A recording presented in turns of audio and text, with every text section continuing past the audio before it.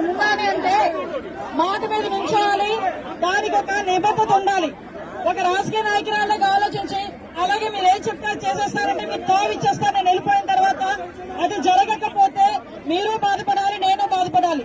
ఇదే నియోజకవర్గంలో ఇంకో 15 సంవత్సరాలు 20 సంవత్సరాలు రాజకీయం చేద్దాం అనుకుంటున్నాను కాబట్టి మీరందరూ ఏం చెప్తారో చేయడానికి నేను సిద్ధంగా ఉన్నానని చెప్తున్నా. నేను తెలుగులోనే మాట్లాడుతున్నా.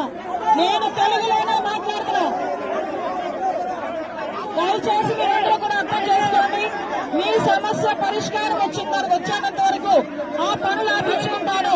మీ అందరికీ చెప్తున్నా, ఆ సమస్య పరిష్కార దిశగా మీ అందరూ కూడా నాతో పాటు వస్తే మీ అందరి సమస్య, మీ అందరికి సమస్య ఏదైతే అదే నాకు సమస్య.